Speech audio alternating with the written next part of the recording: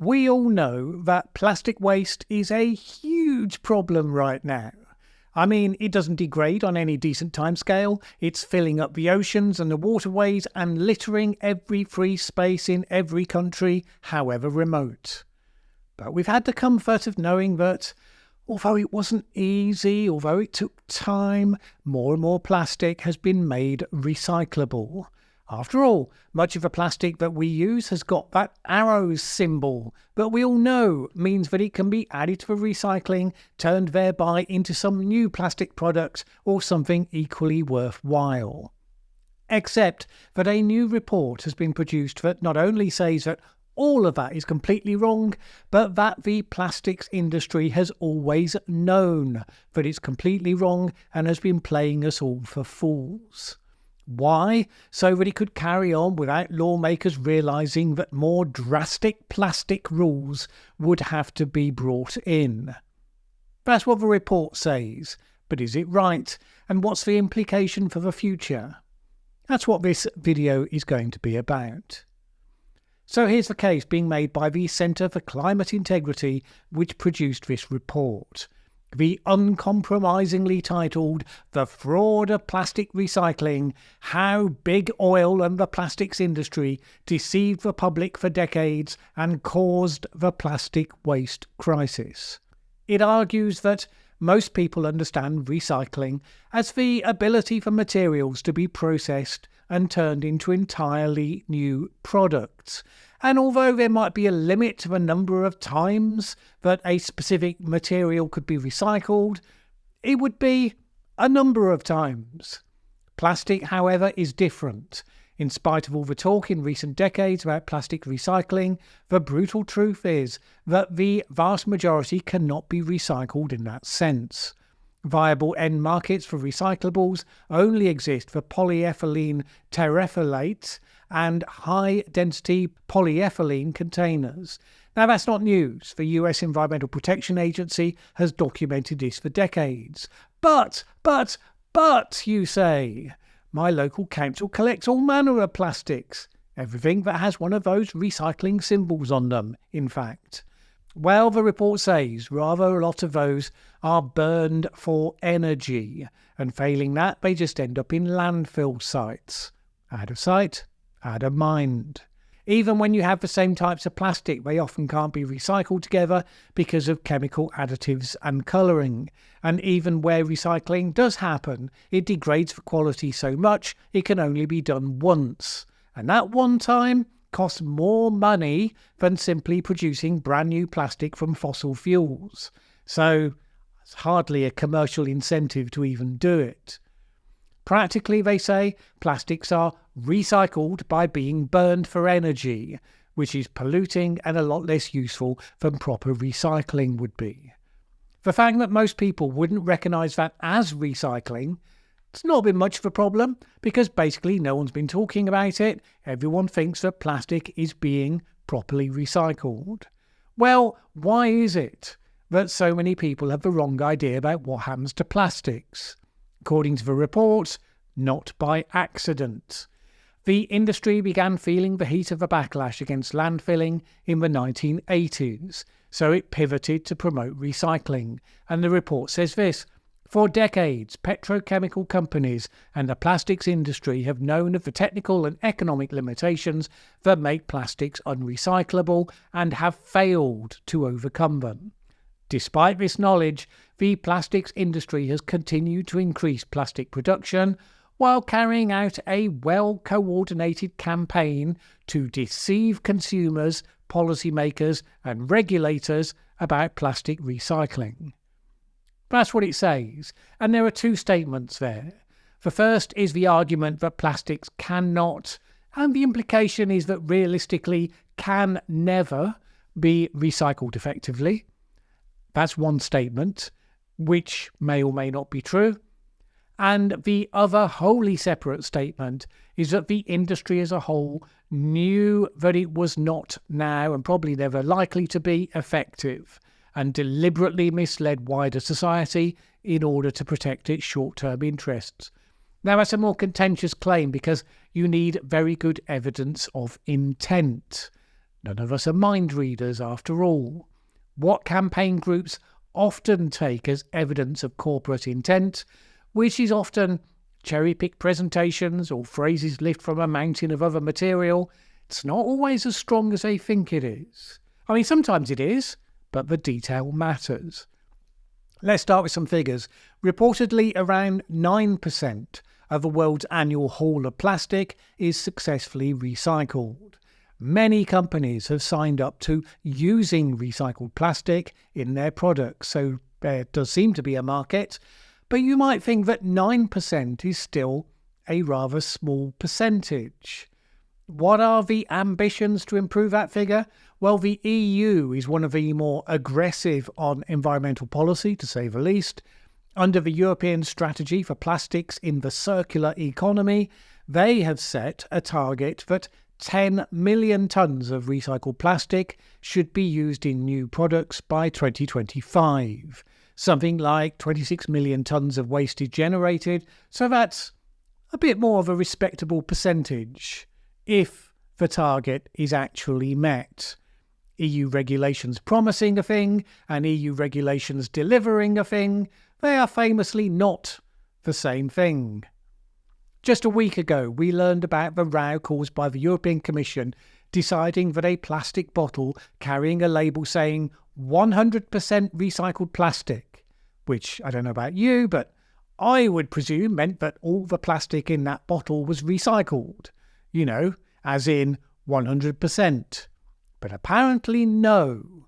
A recent document obtained by Politico revealed that the EU executives have been swayed by a more lax approach, championed by, yes, those dastardly plastics and chemicals industries, and this would allow companies to collect recycling credits for different products across their range and accumulate them into the labelling of one product. So, for example, suppose you had 5 products and you used 20% recycled plastic in all of them. You could add all of those 20% together and add the label to one of those products that it is 100% recycled plastic. Technically, you're describing the right amount of recycled material, but it's not strictly true that the object you're holding in your hand was made of all recycled plastic. And this is the point. Chemical recycling processes for plastic require a mix of virgin and recycled plastic. Giving consumers a plastic bottle that declares itself to be 100% recycled incorrectly conveys the impression to the public that 100% recycling is possible. The European Commission had warned that too restrictive a rule set might well mean that chemical recyclers would be likely to refrain from planned investments, which would then stall the development of new plastics recycling processes. That seems like a deeply unimpressive argument. I mean, it seems to me anyway. Any process that can't declare itself openly and transparently, well, it's one that's highly risky anyway, because the truth will out at some point. But the Commission has set ambitious recycling targets, and it wants to be able to boast that it's met them. You know, politicians and all that. So the industry and the lawmakers have a shared vested interest that potentially leads them to spin the benefits. Being seen to tackle the problem is more valuable than actually tackling the problem. At least until you get found out. As the Commission noted in a document that was inadvertently made public last year, if chemical recycling calculations are too flexible, traceability of recycled content becomes more complex and confidence in recycled content claims and in the recycling of plastics could be undermined. Processes that can be undermined by the truth, maybe they deserve to be. So what's the case in this report that the industry has behaved so badly? Where's the evidence? It begins by tracking attitude through history, and the fact is that between the 1950s to around the 1970s, everyone in society, pretty much, was completely okay with the idea that you use stuff and then you throw it away. There was lots of space in landfill sites after all, and we suddenly had lots of stuff. Now, today we wonder if that's a bad thing, but after the war rationing period, it seemed like a great thing, a real sign of progress and prosperity, and everyone was pretty much happy with that. It's important to state this because, of course, the campaigners are inclined to look back on history and see culpability from the industry for those attitudes as though somehow they magically caused them. But they really didn't. They produced amazing new materials that had lots of really useful applications, hence the materials became in high demand, so the companies produced more of them and made lots of profit by thereby doing. And the idea that the waste could become a big problem, that was a tomorrow problem. Politicians, business leaders, and frankly all the rest of us as well, most of the time, generally we put off worrying about tomorrow problems for tomorrow, since we usually have plenty of today problems to deal with. By the mid-1980s, however, landfill waste and plastic waste was becoming more ubiquitous and a lot more visible, somewhat more of a today problem. The industry was coming under increasing pressure to do something, but was bumping up against the reality that recycling this stuff wasn't very easy to do, thanks to all those additives that gave specific properties, as well as all the different polymers used for different plastics types. This is the point where the argument is made that industry abuses started to take place. The industry was clear that incineration, where the plastic would be burned for its energy content, remained the best solution of a bad bunch, but that position changed in the 1980s. According to the report, what led the industry to change its position in the 1980s was not a massive technological breakthrough or an answer to the economic roadblocks to plastic recycling. Rather, the plastics industry began to lie about the viability of recycling as a direct result of the backlash they faced from the public. One document quoted as evidence for this was an internal memo of the Society of the Plastics Industry, which was talking about the threat that the state of New Jersey might start to crack down on them. But the SBI had done its lobbying duty, the memo noted, and it said this: while we were able to deflect some harsh restrictive language singling out plastic as a difficult material to collect and recycle, there is no question that the state of New Jersey must see substantial short-term progress in the recycling of plastic containers, or else punitive legislation with full backing of the state will attack the problem head-on. And early bills such as a 1988 one to ban polystyrene and PVC food packaging in Suffolk County, New York, was seen as a foreshadow of what would inevitably follow.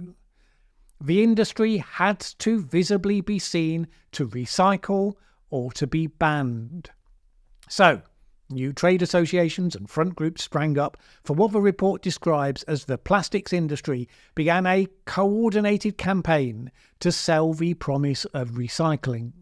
Now the question was this: was it to sell the promise while having no intention of delivering the reality, or was it about buying time to deliver the reality by not having politicians lurch to early conclusions that everything should be banned? Bear in mind that in any scenario, you get some people who buy into the plan and others who are naysayers, saying that it can't be done. You'll get some cynics arguing just to go through the motions, and others who want to think bigger and better. The temptation's always to take the naysayers as expressing the secret consensus, whereas we don't know. They might have been outliers within their own group. The report says this: the largest resin producers, including Exxon, Mobil, DuPont and Dow, invested tens of millions of dollars into various aspects of plastic recycling, including public relations efforts to shape consumer perception of recycling. Now, the report's mostly interested with the latter, the PR campaign, although the substance of the former, the various aspects of recycling, seems kind of relevant as well. One aspect they seize on was the way that the labelling system was introduced to identify the types of plastics present in an object. Resin identification codes, originally known as the Voluntary Plastic Container Coding System. At least some recyclers said that they didn't need such a system, But what was noted by the critics was that the codes were used with the distinctive recycling symbol, and that also sent a message to consumers, namely that the plastic containers were either made of recycled plastic or they were recyclable. But the fact that the technology existed to recycle a particular type of container didn't necessarily mean it was economically viable and therefore likely to happen. Were these actions, amongst others, cynical, or were they simply overambitious and hard to achieve? The report quotes a presentation given by James Law of DuPont at an industry conference in 1992, where he said this: "It is no secret that the quantitative goals industry originally set for itself for economically recycling plastic containers extracted from municipal waste streams were extremely ambitious. There were, however, valid reasons for adopting these stretch goals." Now look, businesses set themselves stretch goals all the time. It's an argument that if you set targets too low, you fail to make the progress you might have made if you were more ambitious and set your sights higher. Against that, you always have to weigh the possibility of a negative perception that you failed if you don't meet the targets. The fact that he added the comment, "The goals have proven to be even greater stretch than originally anticipated," well, it does suggest that when the goal was set, it was assumed it would be possible to achieve. Not how the campaigners saw it, at least the ones who wrote this report. It seems to me to be an obvious interpretation, but maybe I'm wrong. Anyway, by the mid-90s, the plastics industry group's PR and advertising campaign seemed to have been effective. Roger King, a columnist in the magazine Plastics News, declared this: "The plastics recycling war is over. We should declare victory and put the money into cancer research. America has a curbside plastics recycling infrastructure in place that includes more than 7,000 communities. With these sophisticated programs, the level of plastic recycling is about 22% and won't increase greatly for each new dollar spent." The article noted that a number of state governments across the US had been introducing charges against plastic objects, but that the revenue raised by those charges was often going into general coffers, not into increases in plastic recycling, as people tended to presume. And such measures were getting some deserved pushback from taxpayers when they realised the truth. The plastics industry spent $18 million on advertising over a single 9-month stretch in 1992-1993. Data showed that public favourability about plastics increased 12% between 92 and 97, with a particular boost during that period of high advertising. Now, I don't see a reason to begrudge an industry wanting to improve its public image, but the report writers are most exercised about how they influence perception about the value of plastics recycling per se. Surveys of consumers, media members, government officials, even waste management industry representatives all believed that plastic could be economically recycled at a much higher rate than was actually true, something that only began to change around 2015, when stories about microplastics in the environment, as well as in your food and the beverages you drank, and documentaries showing ocean plastic waste in large numbers, started to provide a much stronger backlash. China decided to stop allowing the flow of plastic waste from the West into its own country, an interruption that soon created a widespread sense of impending crisis. Well, problems that are ignored generally get worse rather than going away, something perhaps to bear in mind. In recent years, many more places have banned types of plastic objects or containers and have been much more punitive about when the material can or cannot be used. And yet, used it still is. The thing that environmental campaigners often fail to acknowledge or seek to resolve is that plastics are widely used in society because actually, in many applications, they are just really useful. They have unique properties, they can be used at a very wide range of temperatures, they're chemical resistant, they're light resistant, they're strong, they're tough, and can easily be worked and moulded as a hot melt. And of course, in addition to all of that, they're cheap. While that doesn't make the downsides go away, and those downsides are a major challenge, their preferred solution, the campaigners' preferred solution of simply wishing them away, has a more negative consequence than they think. And so while they might be able to ignore them, the people who, for instance, use plastic so that food lasts longer on the shelf, they can't ignore them. And if they did, we would slightly reduce the plastics problem while creating a big new one in significantly increased food waste. Hence why a number of governments, corporations and others have been recognising that the technology of plastics recycling, which still has a lot of progress to be made, but they are seeing that as a challenge to be solved rather than a towel to be thrown in.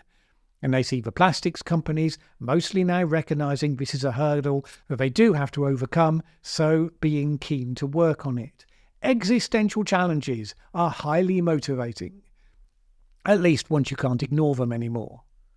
You have the business membership organisation, the World Business Council on Sustainable Development, looking at developing standardised methodologies for companies to track plastics and to prevent them entering waterways. You have the Plastics Europe trade body commissioning reports into all of the options of how the plastics production process can be changed to reduce emissions and waste. You have the Alliance to End Plastic Waste, a partnership including a lot of the major corporations, highlighting 27 actions and policies to reduce waste and to increase recycling. Do any of those mean the problems have been solved or are on the way to being solved? No. But the question is whether it can be seen as a solvable problem. And companies are prone to can-do optimism when it comes to solving problems. It's rather what they see as their main differentiator and why they are apt to be successful when they do it well. You also now have a business coalition for a global plastics treaty, including a number of big companies known for their ambition when it comes to sustainability, such as Unilever and Nestle.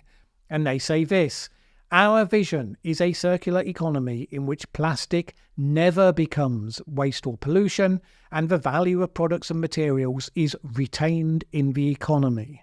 It admits the size of the challenge. Currently, most plastics are not designed for a circular economy, nor are they circulated in practice.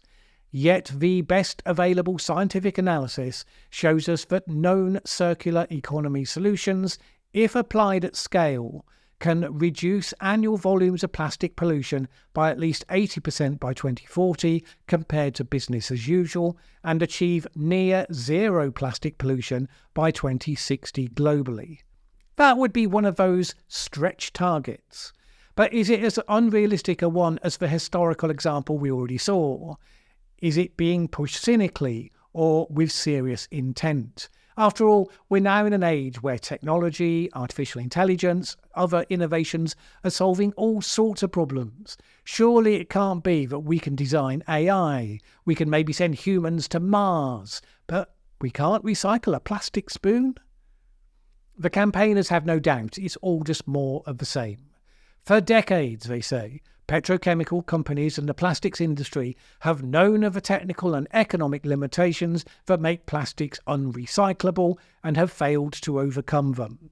Despite this knowledge, the plastics industry has continued to increase plastic production while carrying out a well-coordinated campaign to deceive consumers, policymakers and regulators about plastic recycling.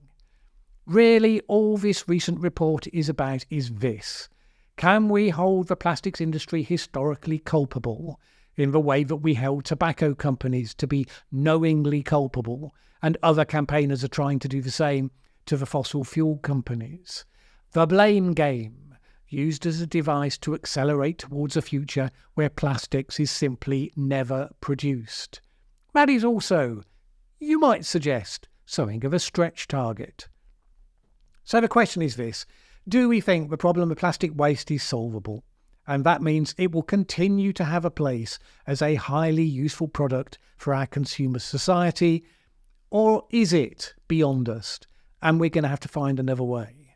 I just asked the question because, realistically, it's only going to get answered when it ends up in court. Because that's kind of a world that we now live in.